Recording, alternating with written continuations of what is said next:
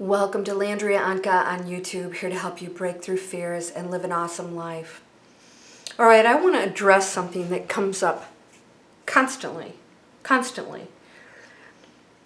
And I want you to really understand this because, you can get addicted to watching these videos, reading books, you can go to events, you can do everything, supposedly right, except for one thing: practice.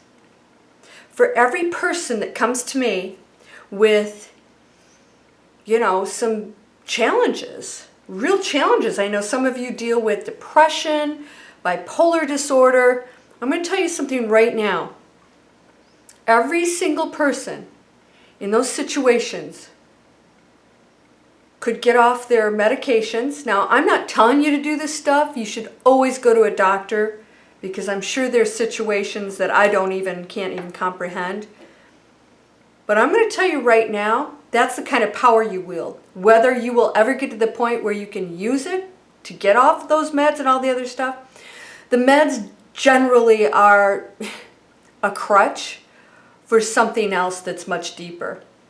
And it's usually coming from a psychological place. I've never met somebody who had the ADD bipolar that didn't have some kind of traumatic upbringing.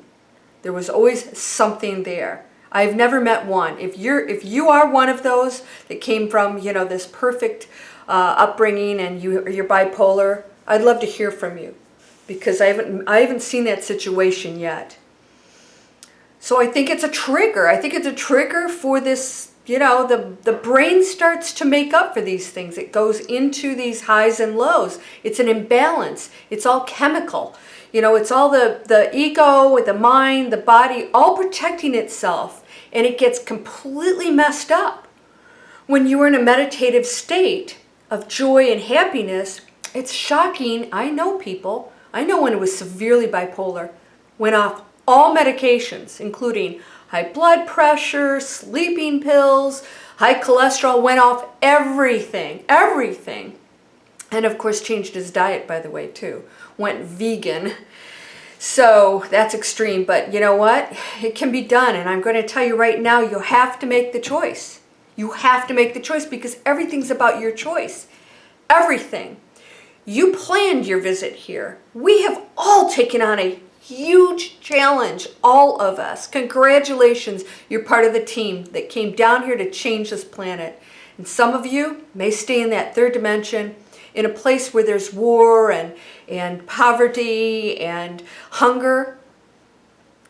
I can live in the same planet that you are, in a completely different reality, completely different dimension. And we will see things completely different and experience things completely different. Which dimension do you want to live in? Right? Fourth, fifth, maybe higher? You can do it. It's possible. This is science. This is not me making up woo-woo stuff. But I'm going to tell you one thing. We were all given choice. So when we came down here, even though we may have missions, we don't have to implement them. We don't have to make the change. We could get caught up in all kinds of stuff and stay there. It's our choice, and that's the beauty of being human. This table's a table. Even though it's energy and it's alive, it's not making choices. It doesn't have a brain, a functioning brain and a mind. But you do. So every single one of you that comes to me, I'm going to ask you the same question. What are you doing every single day to change your situation? Every day. And I know, so the excuse is, well, I can't concentrate, so I can't meditate. Well, that's why you can't concentrate when you meditate, because you're not meditating. It takes practice. This is not something you go into this woo state, although some people can do that. In fact, you might be one of them. You might just go to this awesome, peaceful place. I'm taking my meditation to a completely different place. Last night, was totally feeling disconnected from my body. And it was wonderful. And a little scary, I have to tell you. I actually have to, in my mind, relax and say, go with this, because I'm going to places that are very unknown, but there's nothing to ever be afraid of, because there's nothing but love. And by the way, all that evil and the negativity is a choice of what you want to see and what vibration, what frequency you're on. All right, so you have to remember that's a choice too. You can create Satan, you can create all this other stuff, and those of you who experience all this stuff, there's somewhere in you that's connected to that and wants it, desires it, sort of fascinated by it, addicted to it. You're also probably addicted to your pain and suffering. I know. It's like, no, I'm not. Yeah, you are. Because all you have to do is meditate every day. How tough is that? Oh, it's difficult. No, it's not. It's not. Whatever you're going through, that to me is just so horrendous, because I cannot stand feeling bad. I can't stand feeling bad. If I feel bad, man, I am like meditating. I'm like, where's this coming from? I don't know. I have no reason to feel bad. But who knows what's going on out there? We are still connected to the collective consciousness. But we can't blame that, because we still have the choice about how we feel about that. You have to practice every day. You have to work on it. It's going to be tough, but I'm going to tell you what, you'll be shocked. In 30 days, if you do this twice a day, in fact, the more I'm feeling, a little bit, not so, connected to the one, the more I meditate. I'll meditate seriously 4 hours a day if I have to, or if I can. I meditate about 2 hours a day now, because I'm seeing the difference. I'm seeing that I have got to make sure I make this time instead of just 30 minutes or, maybe, 20 here and 30 there, whatever. I'm like, no. 1 hour in the morning, 1 hour at night. Sometimes during the day I do a 45-minute meditation. I have Dr. Joe Dispenza's meditation CDs I bought while I was in my Vegas event. And I plug those in and I go, okay, clear my mind, because then I reconnect, or open up the gateway, I should say, we're always connected, to clarity. The collective consciousness, the higher realms that are there to help us, to inspire us, to give us ideas, to heal us. You have that power. You're connecting to what you already are. It's all one thing. But you have choice. You gotta do the work. You gotta do the work. That's the only thing standing between you and what you want. Somewhere it's easier for you to stay depressed. Somewhere it's easier for you to blame other people. And some of you say you take responsibility, but you're not if you're not putting the work in. Responsibility means I'm going to change this. I know what the issues are. I know I'm doing it. So if you're not taking the action, what good's taking responsibility? Responsibility is that I'm taking responsibility for being miserable.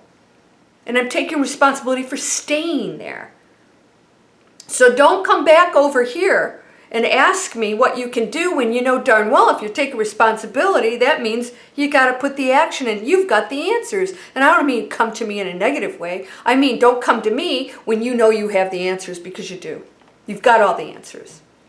You know it. You got to put in the work. Nobody wants to work. My internet training, I swear to God, people just want to plug in and be millionaires. It doesn't work that way. There's no entrepreneur, there's no wealthy person on the planet that didn't work for it. And that includes people that inherited money. There's responsibility that comes with that. Is not always so nice, by the way. They may not have built their empire. Maybe their dad did or their mom did. But there's still inherent responsibility. There's nothing easy on this planet until you connect to your source, and then everything flows. Isn't that a much easier route to go than to fight the outside world and complain and they're this and they're that? And that's you finding fault in yourself. That's you being in an unhappy place and seeing the world as a negative place. And that stops today. Today.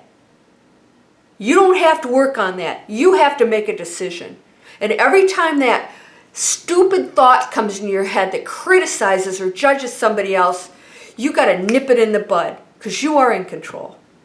That ego is not in control. And you've taken a back seat somewhere and somehow just sort of wallowing in your addiction to complaining and suffering, mostly suffering. Some of you don't even complain. You want out. And then you start, I've watched some of you, you're catching yourselves. You're catching yourselves. I see the comments come over about me and I'm like, do you hear yourself talking? Remember I said somebody was complaining about there's too much going on back here? They didn't hear themselves talking. That was irrelevant. That there's a message here. And by the way, I'm not going to change my background for one person. It's not about pleasing somebody else or complaining or whatever. It's about accepting certain things and taking the action to change the things that you don't like. All right? So my point to you is, are you listening to yourself talk? I take responsibility. No, you're not. You're not. You're recognizing that you've done all of this, but you're not taking responsibility. Real responsibility is getting your butt over to the couch or chair, getting yourself comfortable in a quiet spot, and sitting there, shutting your mind down, and sitting there until you make progress. And if you can't, you get up, you take a break, and you sit back down and you do it again. And by the way, for those of you who have problems clearing out your mind, get a guided meditation because they're talking. So it's tough to think when other people are talking. It's like, okay, envision this and whatever. I have a meditation that brings in the light, that has you push out the negative thoughts and pull in the light, that has you pulling light down your spine with crystals. Supposed to heal you, right? That's what I'm trying to do, is get you to send those messages to every cell in your body that you can heal yourself. And then we push that light up into your brain, your head, your chakras, everything. And we surround you with white light so that you feel protected. You're always protected. But if you're believing certain things, you've got to implement those things. If you feel vulnerable when you meditate, pull in white light. It will protect you. Because whatever you believe is true, right? So if you believe it protects you, it does. It really does, too. If you believe that pill's going to heal you, it does. And people have been healed by placebos. We know this. Your belief is creating everything. It creates your protection. It creates your illness. It creates your healing. It creates your joy. Do you know how good it feels to connect to joy? Do you remember that? Because I know we've all felt that. We've all been children. There's always been a moment, at least one moment in your life, you had pure joy, where you had no limitations. You thought you could fly. You thought you were Batman or Wonder Woman or Barbie. Whatever it is. Start practicing. It's important. It's important to me. Because if you don't come down here and pull out of this, that's what you're supposed to do. It affects the entire universe. Universe says, because we're all just one energy. Everything is. It affects me. I think there's some days when I get hit with something and I'm thinking, I know that's not coming from me. I know that there's a whole consciousness out there. And it could be a wave of negativity coming in. It could be a wave of something that happened. I'm picking up on it. You could be doing that too. But I'm going to tell you what. That's not what causes suffering. Those are feelings. That's not suffering. Suffering you're creating. If you're taking responsibility, change it today. None of this, oh, it's tough to, yes, hey, listen, you think I like going to CrossFit? I got to get dressed, go in that car. Sometimes it's like 90 degrees here and humidity. Drive there. I stretch for 20 minutes. And then I get the crap beat out of me for 45 minutes by these awesome trainers. And I walk out of there. Do you think that's easy to do? I go in there sometimes, that's the last place I want to be. But I go anyways, because I know what the results will be. It's great for me. I'm strong. I'm not going to be some feeble old lady. Not if I can help it. And I can, because I'm taking responsibility. You know not to come to me for any sympathy. I worked on Wall Street. There's no sympathy on Wall Street. And I have a very direct way because I love you and I want to kick your butt into happiness.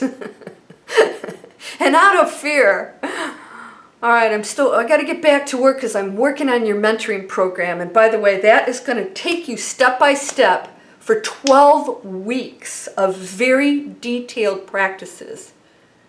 And it's not going to work unless you do it. So I'll bet you there's going to be a big percentage of people that are going to take that course and they're just not going to do it. And that's your choice. So, what is your choice today?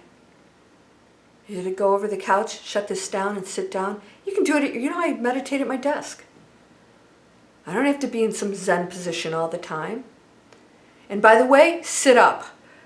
If you're in bed, sit up. I was laying down there for a while, and yeah, I was falling asleep. Dr. Joe Dispenza said that. I know better. Sit up. It'll keep you awake. And if you're nodding off, you may go into that theta state where you can envision things. That's powerful too. As long as you're remembering, then wake yourself up, pull out of that so you don't go into a deeper sleep, delta. Gosh, I just want to grab you guys and hug you and say, go, do it. It's that close. You're that close. And put in the work and the effort and stop doubting yourself for a minute. That's not real unless you make it real. That's the power you wield. Sending you light, love, healing, abundance, courage, strength, empowerment. Namaste.